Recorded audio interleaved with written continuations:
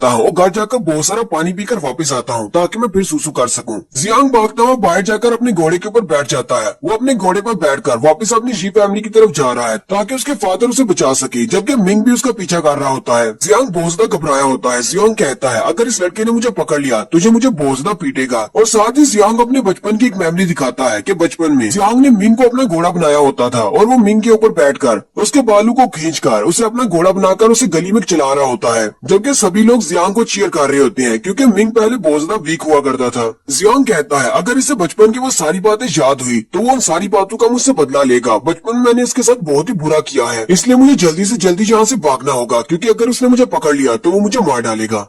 Jiang अपने घोड़े पर आगे की तरफ भाग रहा होता है, जबकि मिंग भी उसके पीछे पीछे पैदल ही भाग रहा होता है। देखने वाले भी देखकर हैरान हो जाते हैं और कहते हैं ये लड़का एक घोड़े का पीछा कैसे कर सकता है, ये लड़का तो वाकई में घोड़े से भी ज्यादा तेज है। मिंग बड़ी ही स्पीड के साथ भाग रहा होता है। वो उसकी बहुत ज्यादा करीब पहुंच जाता है और जैसे ही अपने पंजे से उस पर अटैक करने लगता है उसी वक्त सामने से आवाज आती है। कोई जियांग से कहता है नेफ्यू तुम यहाँ पर क्या कर रहे हो, इतनी जल्दी में कहाँ पर जा रहे हो। मिंग भी वहीं पर रुक जाता है, जबकि जियांग अपने घोड़े से नीचे गिर जाता है और वो जैसे ही वहाँ पर अंकल वू को देखता है वो भागता हुआ उसके पीछे जाकर छुप जाता है और कहता है अंकल वो प्लीज मुझे इस लड़के से बचा ले, ये लड़का पागल हो गया है। अंकल वो उसे कहते हैं ये तो तुम्हारा कजिन है, फिर ये तुम्हारा पीछा क्यों कर रहा है। जबकि मिंग भी उसकी तरफ देखता है और कहता है अंकल वो ये तो हानियों का बाप है, ये यहाँ पर क्या कर रहा है। मिंग उनके सामने हाथ बांधते हुए रिस्पेक्ट देते हुए कहता है अंकल वो मैं हूँ, मेरा नाम मिंग जी है, आप मुझे अच्छी तरह से जानते हैं। अंकल वो मिंग से कहते हैं मिंग ये तुम्हारा कजिन है, फिर तुम इसके पीछे क्यों लगे हुए, तुम इस पर अटैक क्यों करने वाले थे। जबकि अंदर से अंकल वो यही सोच रहे होते हैं मुझे तो लगा था कि ये लड़का बहुत ज्यादा वीक है क्योंकि जी फैमिली वाले इसे खाना भी खाने को नहीं देते, लेकिन अब जब मैं इसको देख रहा हूँ तो मुझे पता चल रहा है कि ये अपने डिसाइपल ग्रेड की 5th लेवल पर है, वो पहले से बहुत ज्यादा स्ट्रॉन्ग हो चुका है। मिंग अंकल वू से कहता है अंकल वू ये मेरा मसला है, आपको मेरे मसले में नहीं पड़ना चाहिए, इस लड़के के साथ मेरा एक हिसाब है जो मुझे चुकाना है। अंकल वू के साथ खड़ा एक बंदा आके बढ़ता है और कहता है तुम्हारी हिम्मत कैसे हुई हमारे मास्टर के साथ इस तरह बात करने की, मैं तुम्हें अभी सबक सिखाता हूँ। विविन मिंग से कहती है मास्टर हमें इसके साथ पंगा नहीं लेना चाहिए, ये डिसाइपल ग्रेड के 10th लेवल पर है, यानी कि आपसे काफी ज्यादा स्ट्रॉन्ग है और उसके साथ और भी जो लोग खड़े हैं वो भी काफी ज्यादा स्ट्रॉन्ग है, आप इन सब के साथ एक साथ फाइट नहीं कर पाएंगे। मिंग बिमिंग की बात सुनने के बाद पीछे की तरफ मुड़ जाता है और कहता है अंकल वो आपके लिए मैं इसको इस बार छोड़ देता हूँ, लेकिन अगली बार इसको मैं नहीं छोड़ूंगा।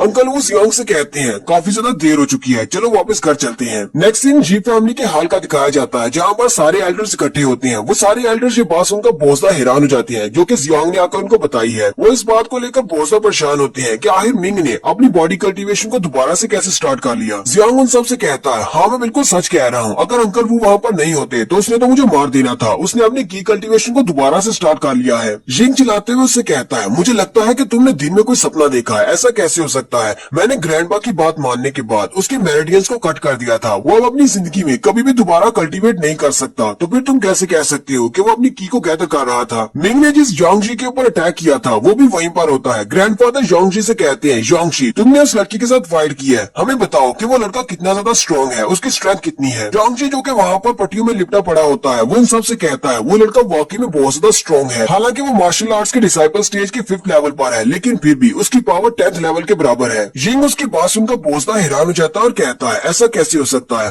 हमने तो उसकी कल्टीवेशन को डिस्ट्रॉय कर दिया था, वो मार्शल आर्ट्स के डिसाइपल लेवल 5 तक कैसे पहुंच गया। अगर वाकई में ऐसी बात है तो इसका मतलब पूरी जी फैमिली में उस जैसा कोई जीनियस दूसरा नहीं है जो कि उसको हरा सकेगा। और यहीं पर हमारी एपिसोड 05 का एंड होता है। एक्सप्लेनेशन अच्छी लगी हो तो कमेंट करके जरूर बताइएगा, चैनल को सब्सक्राइब कर दे, वीडियो को लाइक और शेयर कर दे, शुक्रिया।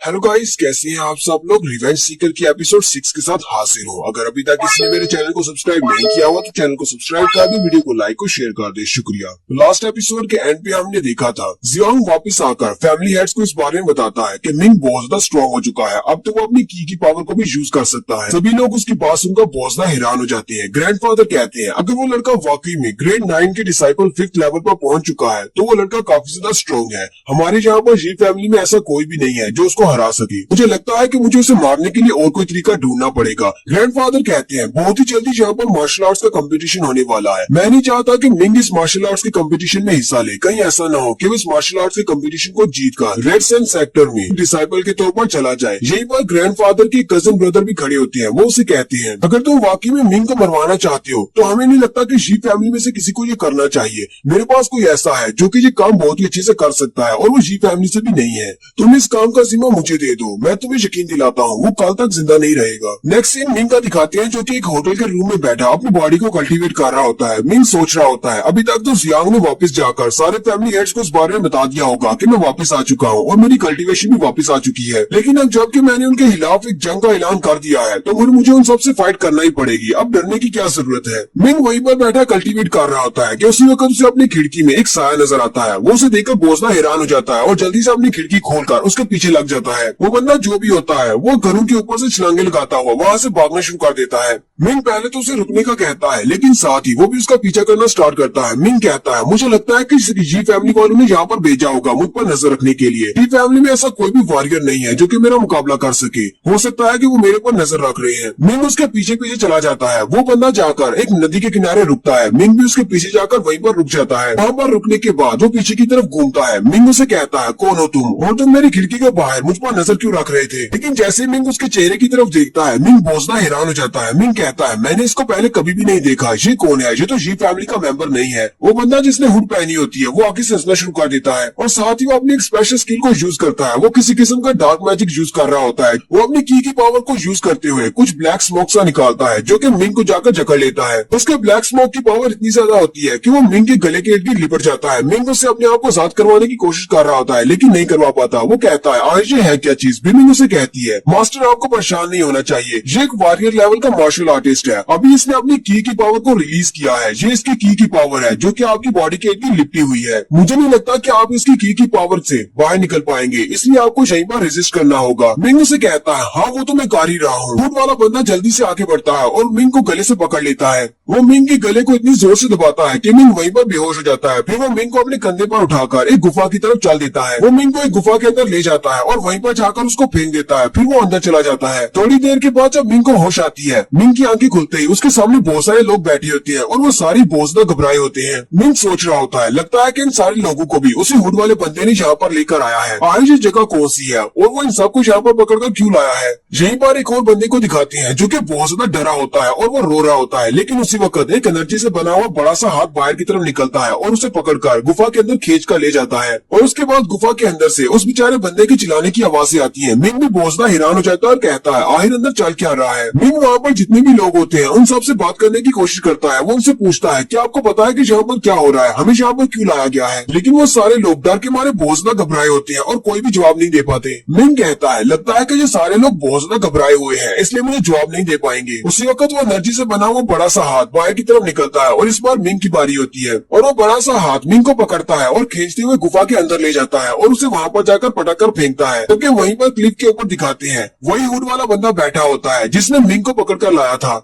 वो हुड वाला बंदा काफी ज्यादा खुश होता है और मिंग से कहता है तुम्हारी एनर्जी काफी ज्यादा अच्छी है, मुझे लगता है कि आज मुझे बहुत ही ज्यादा मजा आने वाला है। मिंग उससे पूछता है तुम कौन हो और तुम मुझे यहाँ पर क्यों लेकर आए हो। वो बंदा उसे कहता है मुझे ये देखकर बहुत ज्यादा हैरानी हो रही है कि तुम मुझे देखकर अभी तक डरे नहीं। बाकी के लोग तो मुझे इस तरह देखकर अपने पैंट्स को भी गीला कर देते हैं, लेकिन तुम लड़के तुम तो वाकई में बहुत ज्यादा बहादुर हो। चलो फिर ठीक है, मैं तुम्हारे सवाल का जवाब दे देता हूँ कि मैं कौन हूँ और मैं तुम्हें यहाँ पर क्यों लेकर आया हूँ। मैं ब्लैक विंड सेक्टर का हेड हूँ। हमारे सेक्टर के ऊपर दुश्मन ने अटैक किया था और हमारे सारे लोग मारे गए। मेरी सारी की सारे लोग जितने भी लोग थे वो सब मारे गए। मैं वहाँ से भाग आया, हालांकि मैं बहुत ज्यादा जख्मी भी था। मुझे अपनी बॉडी को हील करने के लिए और अपनी की पावर को रिस्टोर करने के लिए बहुत सारी एनर्जी की जरूरत थी और मेरे पास एक स्पेशल स्किल था जिसे मैं यूज करके अपनी की पावर को दोबारा से इंक्रीज कर सकता था। और वो स्पेशल स्किल दूसरे लोगों से उनकी की पावर को एब्जॉर्ब करना था। मैं दूसरे लोगों को मारने के बाद उनकी की पावर को चोरी कर सकता हूँ। मैंने अभी तक बहुत सारे लोगों को मारा है ताकि मैं अपनी की पावर को बढ़ा सकूं। तुम मुझे एक डेविल कल्टीवेटर भी कह सकते हो। और रही बात तुम्हें पकड़ कर लाने की, तो कुछ दिन पहले जी फैमिली के एक एल्डर से मिला था। जी फैमिली के मेरे ऊपर बहुत सारे एहसान है, इसलिए मैं उनके एहसान का बदला चुका रहा हूँ। मिंग सोच रहा होता है ये बंदा तो बहुत ज्यादा स्ट्रॉन्ग है क्योंकि ये एक वॉरियर लेवल का है, मैं इसके साथ फाइट नहीं कर पाऊंगा। अब मैं यहाँ पर क्या करूँ, मैं इससे कैसे बच सकता हूँ। मिंग उसे कहती है मास्टर आपको परेशान होने की जरूरत नहीं है, जब ये आपकी बॉडी से आपकी की पावर को एब्जॉर्ब करने लगेगा तब मैं इसको कंट्रोल में कर लूंगी, आप टेंशन न लें।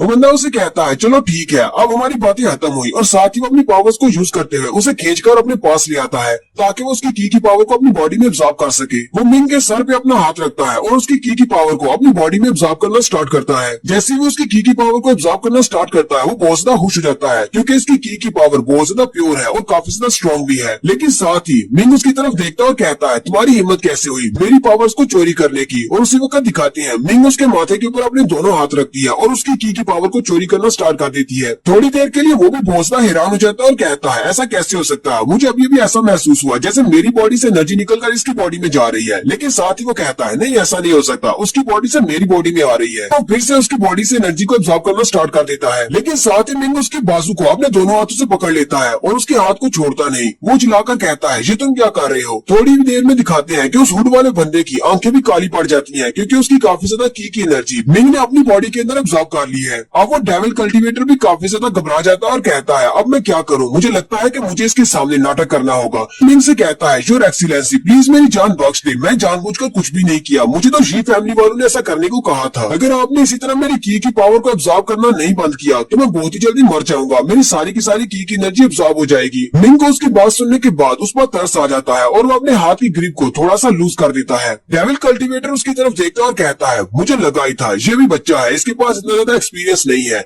मेरी बातें सुनते ही ये मेरी बातों में आ गया और इसने अपनी ग्रिप को थोड़ा सा लूज कर दिया है, बस थोड़ा सा और नाटक करना है। साथ ही वो अपने घुटने टेक देता है और नटंकी स्टार्ट करते हुए कहता है मास्टर जरा मेरी तरफ देखो, मैं तुम्हारे लेवल का नहीं हूँ, मैं तुमसे फाइट करने के लायक भी नहीं हूँ, प्लीज मेरी जान बख्श दो, जी मारकर तुम्हें कुछ भी नहीं मिलेगा। जबकि अंदर से वो सोच रहा होता है जैसे ये मेरा हाथ छोड़ेगा उसके बाद मैं इसे अच्छा सबक सिखाऊंगा, मैं इसे नहीं छोड़ने वाला, इसकी हिम्मत कैसे हुई मेरे साथ ऐसा करने की। मिंग उसकी बातें सुनने के बाद अपने हाथ की ग्रिप को थोड़ा सा और लूज कर देता है जबकि वो अंदर से बहुत ज्यादा खुश हो रहा होता है। ये लड़का मेरी बातों में आ रहा है और बहुत ही जल्दी ये मेरी बाजू को छोड़ देगा। मिंग उसे कहती है मास्टर ये तुम क्या कर रही हो, तुम इसे छोड़ क्यों रहे हो। मिंग उसे कहता है मुझे लगता है कि इसके साथ बहुत ही गलत हुआ है, हम इसे एक सेकंड चांस देकर देखते हैं। मिंग उसे कहती है मास्टर मुझे आप कोई बेवकूफ लगती है, जब इसने आपको पकड़ा था तब इसने आपको कोई सेकंड चॉइस नहीं दी, अगर मैं यहाँ पर नहीं होती तो अब तक तो आप मर चुके होते। और ना ही उस भिखारी ने आपको कोई सेकंड चांस दिया था, उसने भी आप पर अटैक करके आपकी बॉडी आपसे छीन ली थी। क्या आप बहुत बड़े बेवकूफ है, लोगों की बातों में आसानी से आ जाते हैं। ये फैमिली वालों ने हमेशा आपकी इंसल्ट की है, कभी भी आपको अपनी फैमिली का हिस्सा नहीं माना, उन्हीं की वजह से आपको जंगलों में जाकर रहना पड़ रहा है, कभी भी आप लोगों को सेकंड चांस देने के बारे में सोच रहे हैं। मिंग उसकी बातें सुनने के बाद बहुत ज्यादा गुस्सा आ जाता है और कहता है मिंग तुम बिल्कुल ठीक कह रही हो, कभी किसी ने मुझे सेकंड चांस नहीं दिया, मैं भी इसको नहीं दूंगा। और साथ ही वो अपने हाथों की ग्रिप को और भी ज्यादा टाइट कर लेता है। जैसे ही वो अपने हाथों की ग्रिप को और भी ज्यादा टाइट करता है उसकी बॉडी के अंदर जितनी भी की पावर होती है, उसने जितने भी लोगों से एब्जॉर्ब की होती है, वो सारी की सारी पावर मिंग अपनी बॉडी में एब्जॉर्ब कर लेता है। और वो डेविल कल्टीवेटर चिल्लाता हुआ वहीं पर नीचे गिर जाता है, यानी कि उसकी बॉडी बिल्कुल सूख जाती है, उसकी सारी की सारी कल्टीवेशन मिंग ने एब्जॉर्ब कर ली है।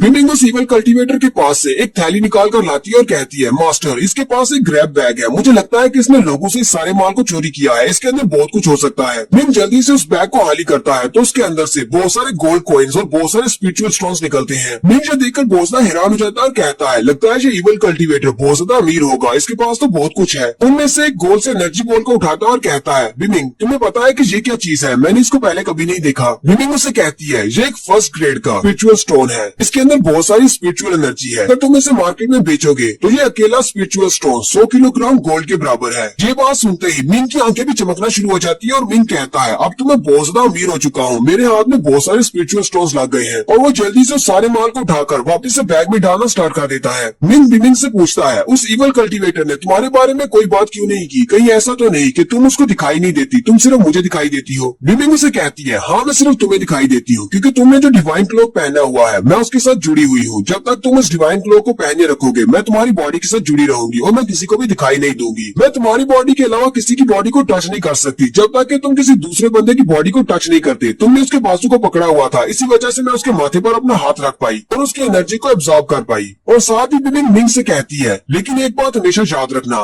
तुम्हें मेरे ऊपर डिपेंडेंट होने की जरूरत नहीं है क्योंकि मैं हमेशा तुम्हारी हेल्प नहीं कर सकती, मैं सिर्फ स्पेशल केसेस में ही तुम्हारी हेल्प कर सकती हूँ। मिंग उसे कहता है तुम्हें परेशान होने की जरूरत नहीं, मैं आज के बाद बहुत ज्यादा मेहनत करूंगा ताकि इस तरह का कोई भी इवल कल्टीवेटर मुझे पकड़कर मुझे नुकसान न पहुंचा सके। और यहीं पर हमारी एपिसोड 06 का एंड होता है। एक्सप्लेनेशन अच्छी लगी हो तो कमेंट करके जरूर बताइएगा, चैनल को सब्सक्राइब कर दे, वीडियो को लाइक और शेयर कर दे। शुक्रिया।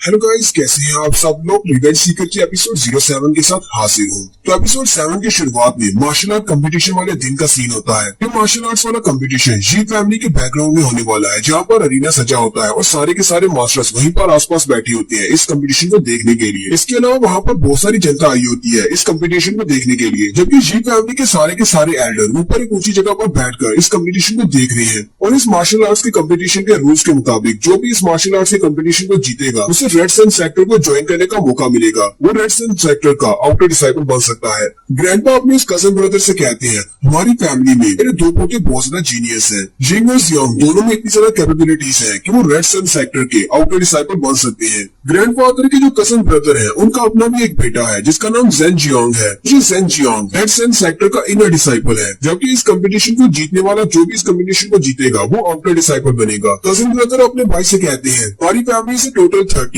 आउटर डिसाइपल्स हैं, जबकि एक इनर डिसाइपल है। अगर हमें इस बार एक और इनर डिसाइपल मिल जाता है तो हमारा रेड सन सेक्टर में हाथ और भी ज्यादा मजबूत हो जाएगा। ग्रैंडफादर से कहते हैं, हम लोग वू फैमिली से काफी ज्यादा पीछे हैं। हालांकि हानियू वू भी एक सेक्टर की आउटर डिसाइपल है। अंकल वू भी उसके पास ही खड़े होते हैं। वो ग्रैंडफादर से कहते हैं, अंकल बेंशन, आप तो बस ऐसे ही हमारी तारीफ किए जा रहे हैं। मेरी बेटी में इतना कुछ खास नहीं है, ये तो बस इसकी किस्मत अच्छी थी जो ये रेड सन सेक्टर की एक आउटर डिसाइपल बन सकी है। और यहीं पर इस कंपटीशन को जज करने के लिए रेड सन सेक्टर से भी 2 डिसाइपल आने वाले हैं। तो सारे टूर्नामेंट को जज करेंगे। जो भी डिसाइपल जीतेगा उसको एक टोकन देकर जाएंगे। जैसे वो लोग वहाँ पर आते हैं वो सारे लोग उठकर खड़े हो जाते हैं। वो दोनों डिसाइपल वहाँ पर आते हैं और सबसे कहते हैं, आप सब लोगों को इतना ज्यादा करने की जरूरत नहीं है, बस अपनी जगह पर बैठ जाए। हम लोग यहाँ पर ज्यादा देर तक नहीं रुकेंगे, जल्दी से इस टूर्नामेंट को स्टार्ट करें ताकि हम लोग इसको जज करने के बाद यहाँ से जा सके। हमें एक बहुत ही जरूरी काम करने के लिए वापस जाना है। मास्टर बेंशेंग उन सबसे कहते हैं, चले ठीक है, हम लोग अपनी टूर्नामेंट को स्टार्ट करवा देते हैं। लेकिन साथ ही में भीड़ में से शोर की आवाज आनी शुरू हो जाती है। वो सारे लोग उस तरफ देखते हैं। मास्टर बेंशेंग कहते हैं, आगे वहाँ पर क्या हो रहा है। वो सारे लोग कह रहे होते हैं, ये जीनियस मिंग यहाँ पर क्या कर रहा है, ये तो एक लूजर है, इसे यहाँ पर किसने आने दिया। मास्टर बेंशेंग अपने एक बंदे से पूछते हैं, वहाँ पर नीचे क्या हो रहा है। वो लड़का उनसे कहता है, मिंग यहाँ पर आया है, वो भी इस टूर्नामेंट में हिस्सा लेना चाहता है। ग्रैंडपा उसके पास उनको बहुत ज्यादा हैरान हो जाते हैं। उसी वक्त मिंग को दिखाते हैं। मिंग सारी भीड़ में से बड़ी शान के साथ चलता हुआ टूर्नामेंट अरीना की तरफ आ रहा होता है। ग्रैंडपा अपने कजन की तरफ देखते हैं और कहते हैं, तो ये तुमने इसको मारा है। मैंने तुम्हें एक मिशन दिया था लेकिन तुमने उस मिशन को फेल कर दिया, तुम तो किसी काम के नहीं निकले। उसका भाई से कहता है, मैंने ये मिशन एक बहुत ही काबिल वारियर को दिया था, वो एक ईवल कल्टीवेटर था। मुझे तो लगा था कि वो इसको मार पाएगा, मुझे तो लगा था कि वो इस काम को पूरा कर लेगा। अब ग्रैंडपा मिंग को यहाँ से निकाल नहीं सकते क्योंकि वो दोनों मैसेंजर उसे कहते हैं, हमारे पास इतना टाइम नहीं है, तुम लोग अपनी बहस बाद में कर लेना, जल्दी से कंपटीशन को स्टार्ट करो। ग्रैंडपा वहाँ पर मुझे सभी लोगों से कहते हैं, अब जबकि हम लोग इस कंपटीशन को फाइनली स्टार्ट करने वाले हैं तो जितने भी ऐसे लड़के जो कि 18 साल से कम उम्र के हैं वो सारे इस कंपटीशन में हिस्सा ले सकते हैं। मिंग भी अरीना के सेंटर में आ जाता है। वो सारे लोग बहुत ज्यादा गुस्सा हो जाते हैं और चिल्लाकर कहते हैं, ये लूजर यहाँ पर क्या कर रहा है, इसकी तो मेरेडियंस को कट कर दिया गया है, ये तो की को भी कल्टीवेट नहीं कर सकता, फिर इसके यहाँ पर आने का क्या फायदा है, क्या ये यहाँ पर मरने के लिए आया है।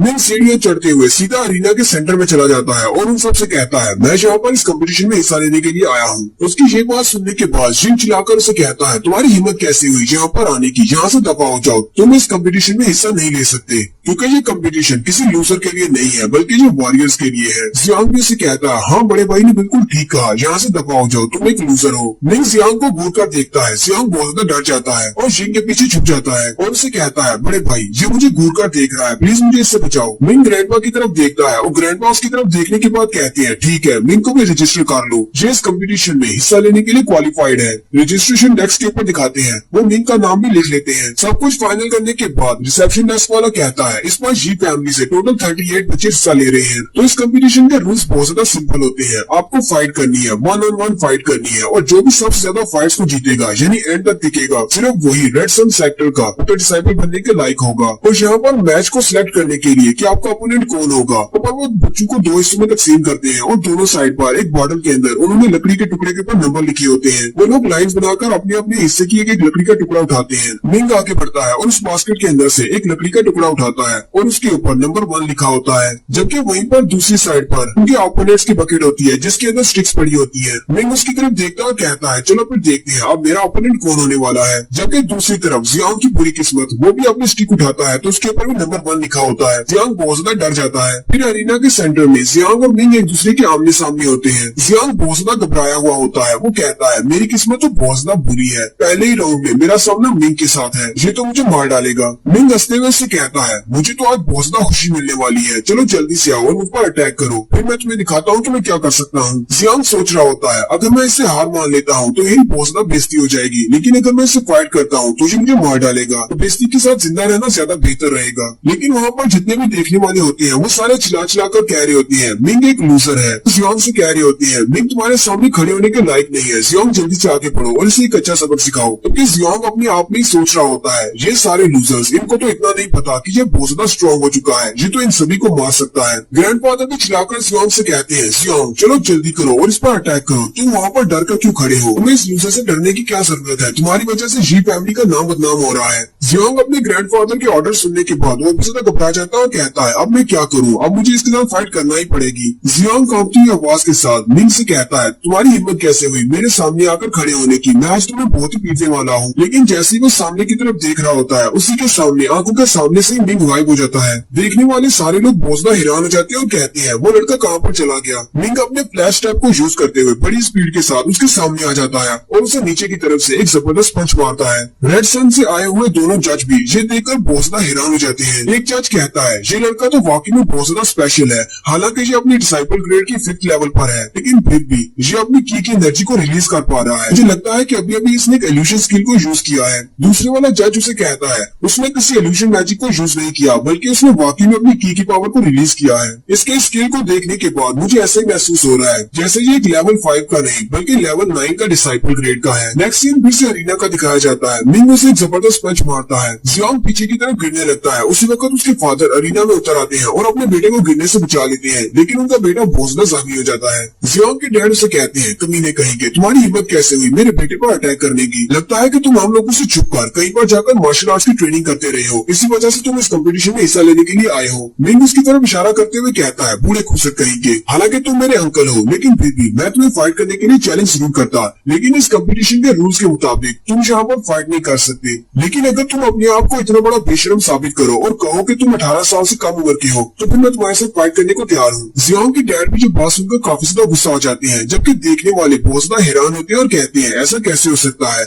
मिंग तो वाकई में जीनियस बन गया है, इसने सिर्फ एक ही पंच को यूज करते हुए जियांग को हरा दिया। ग्रैंडफादर जिंग से कहते हैं, तुम्हें इस लड़के को हराना ही होगा, अब ये हमारी फैमिली की इज्जत का सवाल है। ग्रैंडफादर अपने पास से एक छोटी बॉर्डर निकालते हैं जिसके ऊपर रेज लिखा होता है। ग्रैंडफादर उसे कहते हैं, तुम्हें रेड सन सेक्टर का आउटर डिसाइपल बनना ही होगा, इसके लिए तुम्हें सारी कुर्बानियां देनी होंगी। उस बॉटल के अंदर एक रेज पील होती है। जिंग अपने ग्रैंडफादर से कहता है, लेकिन ये तो एक रेज पील है, रेज पील को खाने से मेरी की पावर ट्रिपल हो जाएगी और मैं बहुत ज्यादा स्ट्रॉन्ग बन जाऊंगा, लेकिन इसका एक साइड इफेक्ट है, 15 मिनट के बाद मेरी सारी की सारी मेरिडियंस कट हो जाएंगी और मैं जिंदगी में कभी भी दोबारा कल्टीवेट नहीं कर पाऊंगा। इस तरह तो मैं बिल्कुल एक लूजर बन जाऊंगा, बिल्कुल मिंग की तरह। ग्रैंडफादर उसे कहते हैं, मुझे इस बात से फर्क नहीं पड़ता, जल्दी से इस रेड पील को खाओ और जाकर उस लड़के को डिस्ट्रॉय कर दो। जिंग आगे बढ़ता है और ग्रैंडफादर के हाथ से उस बॉटल को ले लेता है और कहता है, ठीक है, जैसा आपने कहा है मैं वैसे ही करूंगा। जिंग अब काफी ज्यादा गुस्से में होता है और वो मिंग की तरफ देखकर कहता है, तुम्हारी वजह से ग्रैंडफादर ने मुझे फोर्स किया है इस पील को खाने के लिए, हालांकि इस पील को खाने के बाद मैं डिसेबल हो जाऊंगा, लेकिन मैं तुम्हें नहीं छोड़ूंगा, आज मैं तुम्हें मार डालूंगा। हानियों के डैड मुझे देखकर बहुत ज्यादा हैरान होते हैं और कहते हैं, मुझे नहीं लगा था कि मिंग इतना ज्यादा टैलेंटेड लड़का है। हानियों के डैड अपनी बेटी की तरफ देखते हैं, वो भी उनसे कहती है, मुझे तो यकीन नहीं हो रहा कि ये मिंग है, मिंग इतना ज्यादा स्ट्रॉन्ग कैसे हो सकता है। हानियों भी काफी ज्यादा गुस्सा हो जाती है और कहती है, मुझे इस लड़के के साथ शादी नहीं करनी, अगर मैं शादी करूंगी तो जीशेन के साथ करने को तैयार हूँ, जो कि मिंग के अंकल है, लेकिन वो 4 साल पहले फैमिली को छोड़कर एक सेक्टर के आउटर डिसाइपल बनने के लिए चले गए थे। हानियों के डैड से कहते हैं, बेटा तुम्हें क्या लगता है, तुम्हें ये इतना ज्यादा वीक लग रहा है, लेकिन ये इतना भी वीक नहीं है, मुझे तो जो लड़का जीशेन से जरा भी वीक नहीं लगता। हानियों अपने डैड से कहती है, नहीं डैड, ये एक लूजर है, मुझे अच्छी तरह से पता है, मुझे इसके साथ शादी नहीं करनी, मैंने आपको पहले से बता दिया है, ये कभी भी जीशेन से आगे नहीं निकल सकता। हानियों उन दोनों जजेस की तरफ देखती है और कहती है, ये लड़का रेड सन सेक्टर को ज्वाइन करने के सपने देख रहा है, मुझे इसके सपने को पूरा नहीं होने देना। वो कंपटीशन अभी चल रहा होता है, फिर सेकंड राउंड की बारी आती है, बहुत सारे कंपटीटर आपस में फाइट कर रहे होते हैं, जबकि मिंग भी अपनी बारी का इंतजार कर रहा होता है। उन दोनों जजेस की नजर मिंग के ऊपर होती है। एक एक जज दूसरे को कहता है, ब्रदर हांग, तुम्हें क्या लगता है ये लड़का वाकई में बहुत ज्यादा पोटेंशियल रखता है? क्या तुम्हें लगता है कि ये लड़का इस टूर्नामेंट को जीत पाएगा? हांग उसे कहता है, हाँ मुझे लगता है ये लड़का काफी ज्यादा टैलेंटेड है, ये इस टूर्नामेंट को जीत सकता है। जबकि हानियो भी वहीं पर उन दोनों के पास आ जाती है और अपने चार्म्स को यूज करते हुए उन दोनों को बहलाने की कोशिश करती है। वो उन दोनों से कहती है, मेरा नाम हानियो वू है। ब्रदर हांग उसे कहता है, तुम यहाँ पर क्यों आई हो? वो उन दोनों से कहती है, ये फैमिली वाले और हमारी वो फैमिली वाले आपस में पार्टनर्स हैं, मैं यहाँ पर कंपटीशन को देखने के लिए आई हूँ। ब्रदर हांग उसे कहता है, मैंने नोटिस किया है कि तुम इस लड़के को बार बार देख रही हो, क्या तुम इस लड़के को जानती हो? हानियो उनको सारी स्टोरी बता देती है कि इसका नाम लिंग है और इसके फादर एक किलर थे। उन्होंने मैपल लीफ सिटी के मास्टर हांग को मारा था, जिसके बाद इसके पेरेंट्स को मार दिया गया। ये भी अपने फादर की तरह बहुत ज्यादा बुरा है, इसने भी अपने क्लैन मेंबर्स के ऊपर अटैक किया और उन्हें बहुत ज्यादा पीटा। ब्रदर हांग उसकी सारी बात सुनने के बाद बहुत ज्यादा गुस्सा आ जाता है और उसे कहता है, अभी भी तुमने क्या कहा? क्या इसने मैपल लीफ सिटी के मास्टर हांग को मारा था? इसका मतलब इसके बाप ने मेरी फैमिली के किसी मेंबर को मारा था। मैं भी हांग फैमिली का मेंबर हूँ। हानियो उसकी बात सुनने के बाद अंदर से मुस्कुराना शुरू कर देती है क्योंकि उसकी चाल काम कर रही है। और यहीं पर हमारी एपिसोड 7 का एंड होता है। एक्सप्लेनेशन अच्छी लगी हो तो कमेंट करके जरूर बताइएगा। चैनल को सब्सक्राइब कर दें, वीडियो को लाइक और शेयर कर दें। शुक्रिया। हेलो गाइस, कैसे हैं आप सब लोग? रिवेंज सीकर की एपिसोड 08 के साथ हाजिर हूँ। तो गाइस, लास्ट एपिसोड के एंड पे हमने देखा था लेडी हानियो उन दोनों जजेस के पास जाती है। उन दोनों जजेस में से एक जज हांग फैमिली का एक मेंबर है। लेडी हानियो जाकर उन्हें मिंग के फादर के बारे में बताती है कि मिंग के फादर ने क्या किया था। वो एक किलर था और उसने हांग फैमिली के एक बंदे को मार दिया था। जबकि हांग फैमिली वाला वो जज बहुत ज्यादा गुस्सा हो जाता है और कहता है, तो इसका मतलब ये लोग कातिल हैं, इनने हमारी फैमिली के किसी मेंबर को मारा है। वैसे लेडी हानियो को इस बारे में पहले से पता था कि ये जज हांग फैमिली से है, लेकिन फिर भी वो उसके सामने नाटक करते हुए कहती है, क्या वाकई में तुम भी हांग फैमिली से हो? इस बारे में नहीं पता था, अगर मुझे पता होता तो मैं तुम्हारे सामने ये बात कभी नहीं करती। क्या तुम भी मैपल लीफ सिटी की हांग फैमिली से ताल्लुक रखते हो? वो जज उसे कहता है, नहीं, मैं मैपल लीफ सिटी से नहीं हूँ, बल्कि मैं एंसेस्ट्रल क्लैन से हूँ। मैपल लीफ सिटी वाले भी हमारे बहुत ही खास रिश्तेदार हैं। अगर इसके फादर ने वाकई में हमारी हांग फैमिली के किसी मेंबर को मारा है, फिर तो मैं इस लड़के को नहीं छोड़ने वाला, मैं इस लड़के को अपने हाथों से मार डालूंगा। उसकी ये वाली बात सुनने के बाद लेडी हानियो काफी ज्यादा खुश हो जाती है और कहती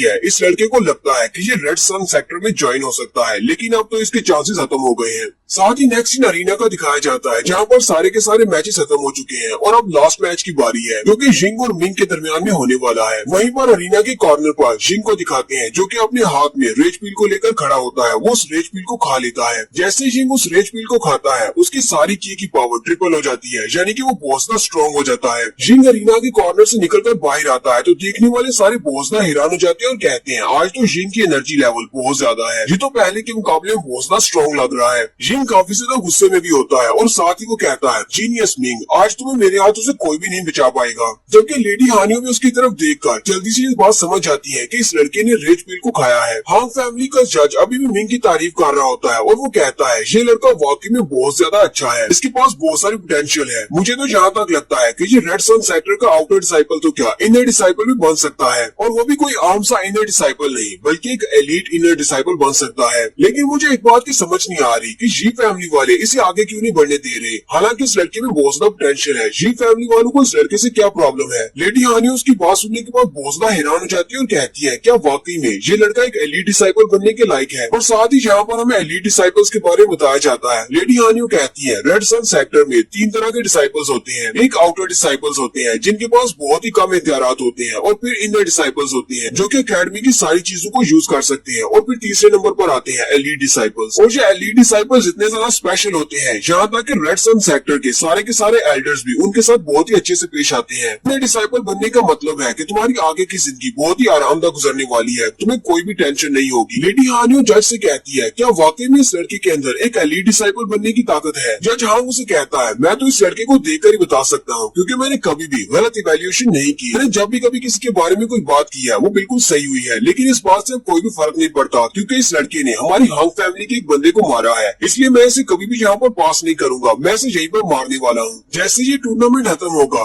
ये लड़का मेरे हाथों से मारा जाएगा। लेडी हानियो उसकी बात सुनने के बाद बहुत ज्यादा उदास हो जाती है और कहती है, मैंने तो अपने हाथ से एक बहुत ही अच्छा मौका गंवा दिया, मुझे तो पता ही नहीं था कि ये लड़का कितना ज्यादा स्पेशल है। हालांकि ये लड़का जब हम दोनों पैदा हुए थे उसी वक्त हम दोनों की फैमिलीज ने हम दोनों की एंगेजमेंट करवा दी थी और हम दोनों की शादी होने वाली है, लेकिन मैंने इस रिश्ते से इनकार कर दिया। मैंने तो अपनी ही किस्मत को ठोकर मार दी है। जबकि उसके फादर भी उसी की तरफ देख रहे होते हैं और कहते हैं, लगता है कि मेरी बेटी बेटी वहाँ पर जाकर कोई जाल बुन रही है। वो इन दोनों जजेस का ध्यान भटका रही है ताकि वो मिंग के बारे में गलत फैसला करे। मास्टर वो सोच रहे होते हैं, जी हुई मेरा बहुत ही अच्छा दोस्त था, इसी वजह से तो हमने अपने बच्चों की शादी तय की थी, लेकिन उसके मरने के बाद मैंने उसके बच्चे की तरफ जरा भी ध्यान नहीं दिया। मैंने उसके बच्चे की जरा भी केयर नहीं की। हालांकि जी फैमिली वाले उसे बहुत ज्यादा बुली करते थे, लेकिन मैं सिर्फ साइड पर खड़ा होकर ये सब कुछ देखता रहा। ये लड़का अभी मुझसे बहुत ज्यादा नफरत करता है और उसका मुझसे नफरत करना जायज भी है। लेकिन साथ ही मास्टर वो कहते हैं, अगर मिंग मर जाता है तो इससे दोनों फैमिलीज को बहुत ज्यादा फायदा होगा, जी फैमिली को भी और वो फैमिली को भी। नेक्स्ट सीन फिर से अरीना का दिखाया जाता है, जहाँ पर जिंग अपनी पावर्स को रिलीज करता हुआ अरीना के सेंटर में आ जाता है, जबकि मिंग उसके सामने खड़ा होता है। जिंग उसे गाली देते हुए कहता है, तुम बहुत बड़े कमीने हो, आज तुम मेरे हाथों से नहीं बचोगे। मिंग उसकी तरफ देखता है, लेकिन उसे कोई भी जवाब नहीं देता। और साथ ही हमें 6 महीने पहले का एक सीन दिखाया जाता है। ये सीन उस वक्त का है जब मिंग की मेरिडियंस को कट किया गया था। जिंग मिंग के पास आता है और अपने साथियों से कहता है, आगे बढ़ो और इसे पकड़ लो, और वो सारे आगे बढ़कर मिंग को पकड़ लेते हैं। जिंग अपने हाथ पर अपनी की पावर को रिलीज करते हुए उसे कहता है, मेरे छोटे भाई, क्या तुमने कभी इस बारे में सुना है? सियाने कहते हैं, जीनियस लोग इस दुनिया में ज्यादा अरसा तक जिंदा नहीं रह सकते और तुम भी एक जीनियस हो। मिंग उसे कहता है, हम दोनों भाई हैं, हम दोनों कजिन्स हैं, तुम्हें मेरे साथ ऐसा करने की जरूरत नहीं है, हम दोनों दुश्मन नहीं है। लेकिन जिंग उसकी बात नहीं सुनता और अपनी पावर्स को रिलीज करते हुए अपनी एनर्जी से एक बड़ा सा एक्स बनाता है और उसके ऊपर अटैक करते हुए कहता है, इस बारे में तुम्हें कभी पता नहीं चलेगा, ये तुम्हारी सारी जिंदगी के लिए एक बहुत बड़ा सीक्रेट रहेगा कि मैं तुम्हारे साथ ऐसा क्यों कर रहा हूँ। और यही वो वक्त था जब जिंग ने अपनी एक्स की पावर को यूज करते हुए उसके मेरिडियंस को कट कर दिया था, जिसके बाद से उसे कल्टीवेशन करने के लिए बहुत ज्यादा मुश्किल का सामना करना पड़ा। हमारी स्टोरी यहीं से फिर से प्रेजेंट में आ जाती है, वहीं पर एरिना के सेंटर में, जहाँ